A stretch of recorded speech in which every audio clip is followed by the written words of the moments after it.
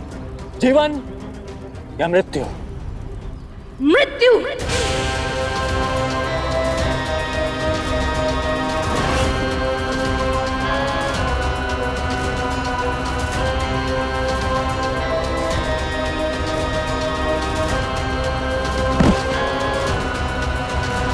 अमात्य। महाराज, अमात्य, अगली क्रीड़ा मनोरंजन से परिपूर्ण होनी चाहिए और साथ ही शीघ्र समाप्त नहीं होनी चाहिए, नहीं तो मैं भूल जाऊंगा कि तुम मेरे सबसे बड़े स्वामी भक्त हो। महाराज आप निश्चिंत रहिए, इस बार ऐसा नहीं होगा महाराज। निश्चिंत मैं तभी होऊंगा जब वनेला से लड़ने लायक एक बाल योद्धा लेकर आओगे, परंतु स्मरण रहे ये क्रीड़ा कभी रुकनी नहीं चाहिए।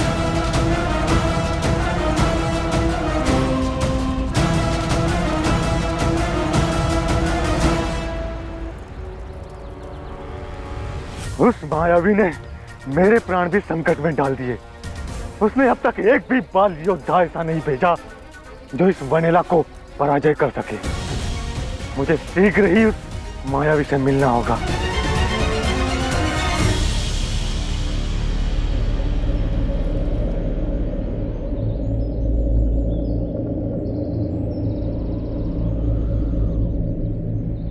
काकराज, माई तो तीर्थ के लिए प्रस्थान कर गई, किंतु मुझे रावण की कुंडली का अगला खंड ढूंढने के लिए अपने बाण को पुनः संधान करना होगा। जी प्रभु।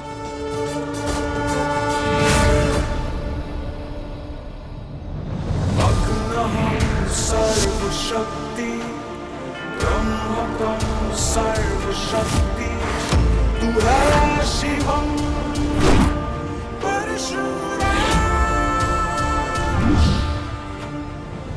काकराज, हमें उस दिशा की ओर जाना है। हाँ प्रभु, मैं भी ये देखने के लिए अति व्यग्र हूँ। लंकेश रावण का दूसरा खंड कब और कहाँ से प्राप्त होगा? चलिए काकराज।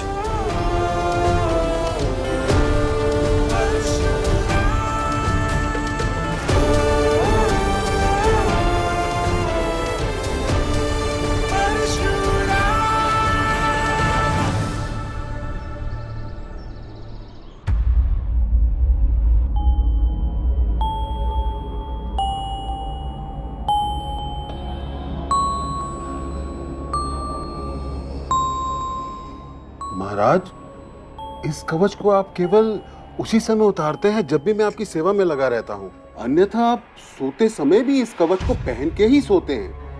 क्या ये कोई विशेष कवच है महाराज?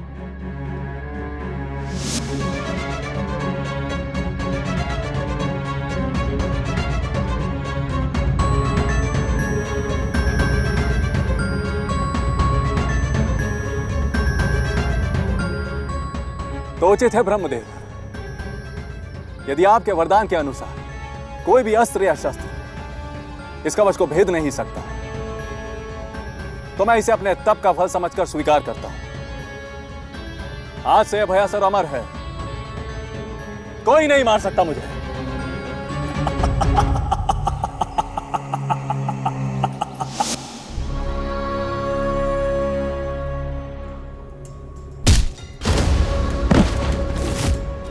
तेरा ये दुस्साहस कि तुच्छ सा सेवक होकर मेरे कवच के विषय में जानकारी लेगा।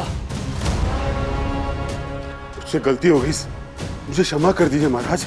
तो स्मरण रहे, यदि आज के पश्चात तूने मेरे कवच की ओर नेत्र उठाने का प्रयास भी किया तो तू उसी क्षण उठ जाएगा ऊपर, वहां।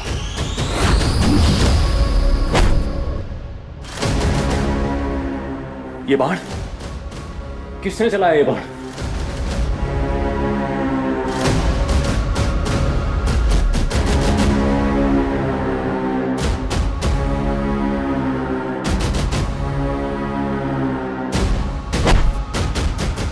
किस मूर्ख ने भयासुर पर प्रहार करने का दुस्साहस किया? पता लगाओ, शीघ्र अति शीघ्र पता लगाओ। जी महाराज।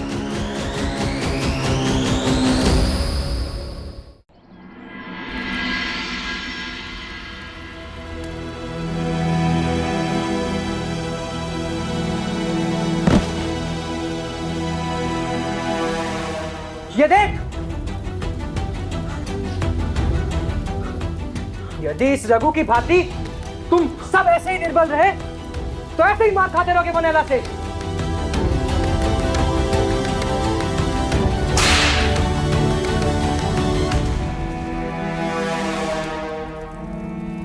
माता, माता, ये अभी जीवित प्रतीत हो रहा है, हमें इसका ध्यान रखना चाहिए। किंतु हम एक दूसरे का अधिक दिन तक ध्यान नहीं रख सकते। हाँ, क्योंकि वनेला एक एक करके हम सबको मार डालेगा और समाप्त कर देगा। ना जाने हमारी माताओं की क्या दशा हो रही होगी गांव में। तो क्या अब हम अपने परिवार से कभी नहीं मिल पाएंगे? हमें ऐसे कोई मुक्त करने नहीं आएगा? हे प्रभु, रक्षा कीजिए हमारी, शीघ्र हमारी मदद के लिए किसी को भेजिए प्रभु।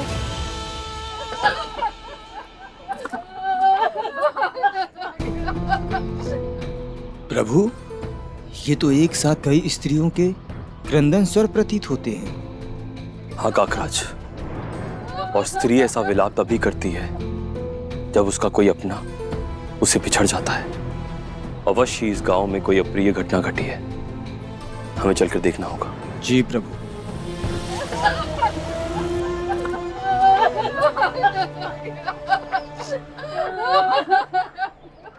क्या हुआ?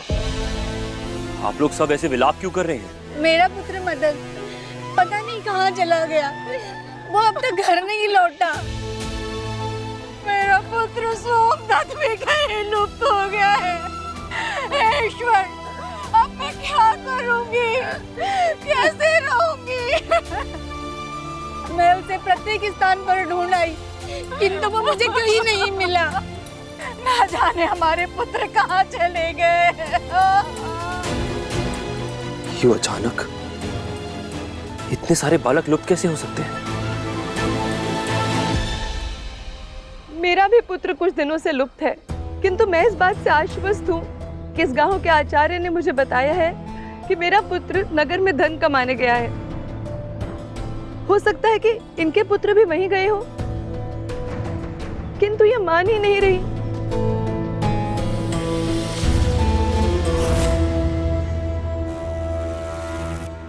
यदि ये स्त्रियां सबके समक्ष अपने पुत्रों के लुप्त होने की बात बताती रही तो एक दिन मेरा भेद अवश्य खुल जाएगा।